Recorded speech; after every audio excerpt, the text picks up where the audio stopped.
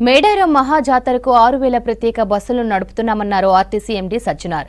ఈ నెల 18 నుండి 25 వరకు బస్సులు రన్ చేస్తున్నామని చెప్పారు. తాడ్వాయిలోని టికెట్ కౌంటర్లు పెడుతున్నామని తెలిపారు. కామారంలో 3 బస్సుల పార్కింగ్ పాయింట్లు ఏర్పాటు చేశామంటున్న ఆర్టీసీ ఎండీ సజ్జనార్తో Haritha face to face. TSRTC Mahalakshmi scheme తీసుకొచ్చినప్పటి నుంచి పెద్ద ఎత్తున మహిళల నుండి రెస్పాన్స్ వస్తుంది. దీనికి తగ్గట్టుగానే కొత్త బస్సులను ఆర్టీసీ సంస్థ ఎప్పటికప్పుడు లాంచ్ చేస్తుంది. దాదాపు 100 కొత్త బస్సులను సీఎం చేతుల మీదుగా ప్రారంభించారు.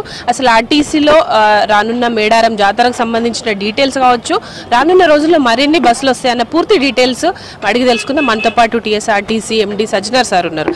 సార్ చెప్పండి, ఎవ్రీ ఇయర్ ఆర్టీసీకి మంచి రెస్పాన్స్ వస్తుంది. ముఖ్యంగా మహిళా స్కీమ్ తీసుకొచ్చినప్పటి నుండి కూడా దాదాపు 15 కోట్ల పైన కూడా ఇప్పటివరకు ట్రావెల్ చేశారు. ఇప్పుడు రానున్నదంతా కూడా మేడారం జాతర, ఎట్లాంటి ప్లాన్స్ చేస్తుంది ఆర్టీసీ సంస్థ? మీరు అన్నట్లు ఇది పోస్ట్ మహాలక్ష్మి స్కీమ్ తర్వాత వచ్చేది మొదటి జాతర మేడారం జాతర. దాని దృష్టిలో పెట్టుకొని మనం దాదాపు 6000 బస్సెస్ని ప్లాన్ చేయడం జరిగింది.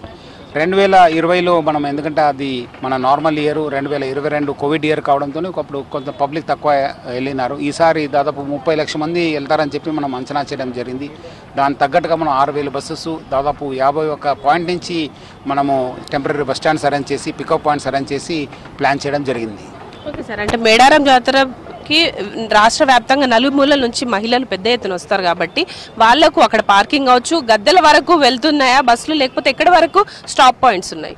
అక్కడ లాస్ట్ టైం చేసినప్పుడు ఈసారి కూడా గద్దె దాకా వెళ్తుంది బస్సు. సో డెఫినెట్లీ మనము దాంట్లో ఏం చేంజ్ లేదు. సో డెఫినెట్లీ పబ్లిక్ అందరూ కూడా అపోహలు నమ్మకుండా గద్దె దగ్గర తీసుకెళ్లే ఒక మార్గము మా ఆర్టీసీ బస్సు. సార్, మేడారం జాతరకి 6000 ప్రత్యేక బస్సులు అన్నారు కదా, గత సంవత్సరం ఎన్నుండే, ఈసారి పబ్లిక్ ఎంతవరకు ఎక్కుతారు అనుకుంటున్నారు? ఈసారి కూడా అదే నేను అన్నట్లు ఒక 30 లక్షలు వస్తారని చెప్పి అంచనా చేయడం జరుగుతుంది. లాస్ట్ టైంకి డెఫినెట్లీ 1000 బస్సెస్ను మనము పెంచడం జరిగింది. సో మనం ఇంకా కొంత బస్సెస్ కూడా, టెంపరీ బస్సెస్ కూడా ఏర్పాటు చేయడం జరిగింది. వేరే చోట్ల కొంచెం ఇబ్బంది కావచ్చు, కానీ ప్రజలు ప్రతిసారి కూడా మనకు సహకరించారు. వచ్చేసారి కూడా మళ్ళీ సహకరిస్తారని చెప్పి నేను ఆశిస్తున్నాను. సో డెఫినెట్లీ మనము ఎటువంటి ఇబ్బంది లేకుండా ఈసారి కూడా అందరు కూడా అమ్మవాళ్ళని దర్శించడానికి అన్ని ఏర్పాటు కూడా ప్రజలందరూ కూడా ఏర్పాటు చేయడం జరిగింది. ఈ ప్రత్యేక బస్సులు 6000 రాష్ట్ర వ్యాప్తంగా నడుపుతున్నారు కదా, ముఖ్యంగా హైదరాబాద్లో ఏ రోజు నుంచి ప్రారంభం కాబోతున్నాయి? ఇక్కడ నుండి మెయిన్గా ఎన్ని బస్సులు నడుస్తాయి? ఆల్మోస్ట్ 18 నుంచి మనము రాష్ట్ర వ్యాప్తంగా మన బస్సెస్ ఏర్పాటు చేయడం జరుగుతుంది. మనము డెఫినెట్లీ మనము ఇక్కడ నుంచి 400 బస్సెస్ని మనము ఏర్పాటు చేయడం జరుగుతుంది. ముఖ్యంగా మన ఎంజీ బస్ నుంచి ఉప్పల్ క్రాస్ రోడ్ నుంచి మన బస్సెస్ని ఏర్పాటు చేయడం జరుగుతుంది. ఓకే సార్, ఇప్పుడు మహాలక్ష్మి స్కీమ్ అమల్లో ఉంది కాబట్టి ముఖ్యంగా ఆ స్కీమ్ సంబంధించిన ఎక్స్ప్రెస్ బస్సులు కావచ్చు, పల్లె వెలుగు ఎన్ని ఉండబోతున్నాయి? సో దాదాపు ఆల్మోస్ట్ మనము 4500 దాకా, మనము ఆల్మోస్ట్ 5500 దాకా మనము ఈ బస్సెస్ని ఏర్పాటు చేయడం జరుగుతుంది. కొంత హై అండ్ బస్సెస్ కూడా మనము నడపడానికి కూడా మనము కృషి చేయడం జరుగుతుంది. ఓకే సార్, అంటే ఇప్పుడు జాతరకు వచ్చే వాళ్ళు పెద్ద ఎత్తున రష్ ఉంటుంది కాబట్టి మరి ప్రత్యేకంగా ఛార్జెస్ పైన ఏమైనా ఫేర్ ప్రైస్ పెంచే అవకాశం ఉందా?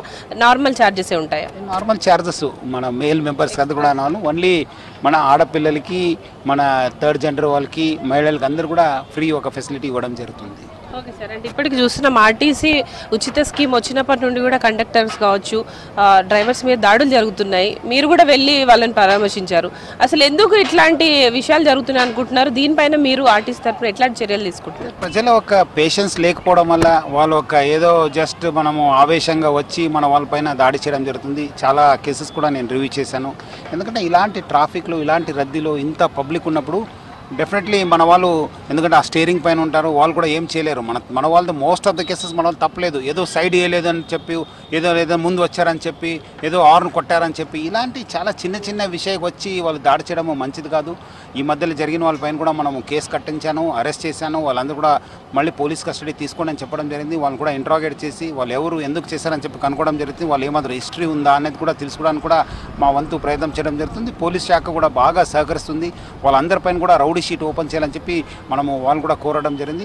డెఫినెట్లీ ప్రజలు అర్థం చేసుకోవాలి ఇది, ఎందుకంటే బస్సు నడపడం అనేది ఒక సాహసమైన పని. ఐ థింక్ వేరే ఏ డిపార్ట్మెంట్ కూడా అంత సాహసం లేదు, కానీ ఇలాంటిది వాళ్ళు అప్రిషియేట్ చేసి మా వాళ్ళతో సహకరించాలని చెప్పి నేను మరీ కోరుతున్నాను. 100 బస్సులు ప్రారంభించారు. అందులో శ్రీశైలం కూడా హైదరాబాద్ నుంచి ఏసీ బస్సులు నడపబోతున్నారు కదా, రానున్న రోజుల్లో కొత్త బస్సులు ఎన్ని వచ్చే అవకాశం ఉంది? దాదాపు మనం ప్లాన్ చేసింది 1325 బస్సెస్ని ప్లస్ ఎలక్ట్రికల్ బస్సెస్ 1000 దాకా. సో జూన్ దాకా వచ్చే మే జూన్ దాకా కూడా అన్నీ వచ్చే అవకాశం కూడా ఎక్కువ ఉన్నాం. Thank you. ఎస్, ఓవరాల్గా అయితే ఇటు రానున్న మేడారం జాతర కోసం అయితే ఆర్టీసీ ప్రత్యేక ఏర్పాట్లను చేస్తుంది. ముఖ్యంగా 6000 ప్రత్యేక బస్సులను రాష్ట్ర వ్యాప్తంగా నడపనున్నారు.